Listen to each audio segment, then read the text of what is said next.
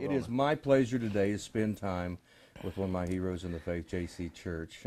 J.C., I met you in 2011. Actually, it was the end of 2011, right when I came here. I was invited to a meeting in Columbus with Phil and Seth, and you came in with Randy, and you shared your heart that this has been cooking for a while with you, obviously. Yeah. But since then, I've watched God work.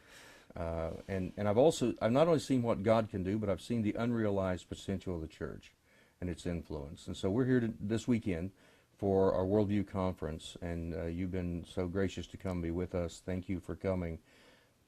Tell me your heart. What could have happened, or what should happen at an event like this, maybe, and then kind of paint the picture of the landscape of where we are right now in the church culture.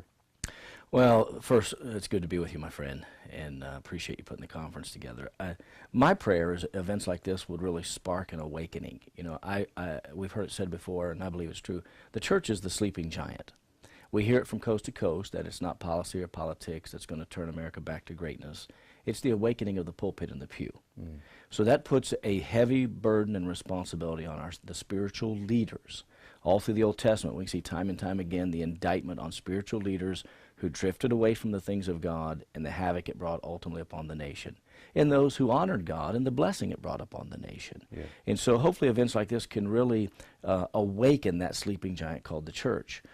Tim, I think there are 3 or 4 specific stages that we must walk through for true community, culture, and city transformation. That if every pastor saw himself as a local Moses, to evangelize, to serve, sacrifice, and impact that community, these stages must be followed, and I believe they segue to each other, and then they must be happening simultaneously. And that's what great events like this can do. Number one is sound the alarm. That we need pastors in the body of Christ to come to a place that they realize their voice needs to have a megaphone. Their lips need a megaphone, that we sound the alarm. That even if we're a voice in the wilderness, we need to cry out loud, sound the alarm. The purpose for an alarm clock every day in our life is, number 2, to create an awakening. Yeah. Okay? Because when you're asleep, you don't know what's going on around you. And if the church and the spiritual leaders continue to keep their head in the sand, to stay asleep, if you will, spiritually, we have no clue what's going on around us. So somebody has to be brave and sound the alarm that creates an awakening. It's in this awakening phase that we find out in our community who really is a kingdom thinker, who really cares about America, who really cares about the next generation, and who really is a selfish individual. Because there's 3 stages in life: learning, earning, and returning. And at some point we need to mature and give back in every capacity to help a generation prepare for their future and their destiny. So we need the alarm, which is events like this. We need the awakening. Thirdly, that should lead us to an alignment. I call it alignment for assignment. That everybody has a part. Every person is important in the kingdom. Everyone has a gift and a talent used for the advancement of the kingdom. There's a giant looking for your rock, but if you keep it in the pouch, giants continue to breathe out threatening terrorist threats to hold a nation hostage. So there has to be this alignment. There has to be this networking. If we're not networking, we're not working.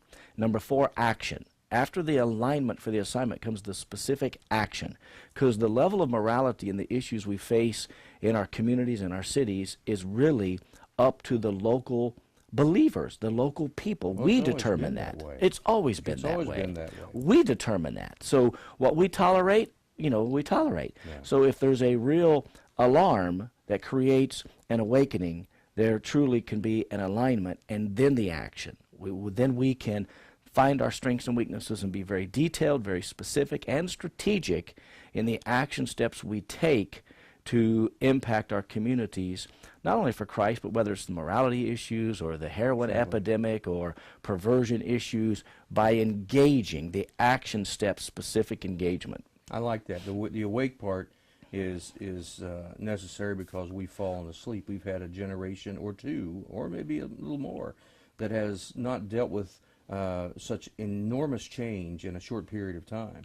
And so when we find ourselves here in a moment of chaos, we're woefully unprepared to engage the culture God set before us. And if we fail in this moment, then the disheartening thought is that generations are going to see the fallout because of that. This is a big moment. I mean, I can't begin to. It's historic. It is Yeah. historic. We've never been here No. before, and our forefathers in the faith didn't face what we're looking at in the faith as pastors and leaders. And so, in this moment, the Worldview Conference, the idea and the impetus behind it is to make us aware, give us a biblical perspective of what's happening. And we've dealt with the issue of Islamic terrorism. We've dealt with the issue of the LGBT influence in our culture. And today we're going to hear from many, including yourself, and the importance of getting a biblical perspective of this, because everybody in every church has an understanding of every one of these issues based on something. It's either Facebook or the nightly news, or it's the Scriptures. And if it's not the Scriptures, then the fault lies at the feet of the clergy. Well, the clergy are responsible. And Tim, here's something that's kind of a staggering thought. In 1973, when Roe versus Wade became the law of the land, at the same time we were experiencing the height of the Jesus movement. Yeah. Now, just let that sink That's in an for a amazing moment. thought, yeah. So here, and I'll talk about it later today, is it possible we've been good at church and bad at culture? And what good is a good church service if it doesn't manifest, yield, and produce a good culture service? Yeah. We've been great at having church inside the four walls, but not being the church outside the four walls. Exactly. And we have made a historic mistake for decades of teaching people how to grow in their faith, how to get stuff with their faith, but not to do anything with their faith. Wow.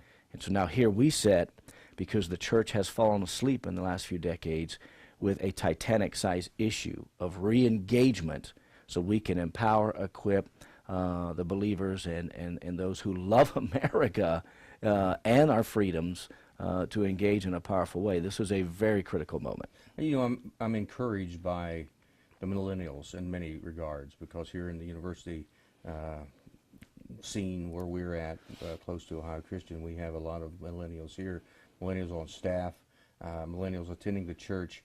I appreciate their perspective. It's a little refreshing to me for a generation that desires honesty, that desires cause.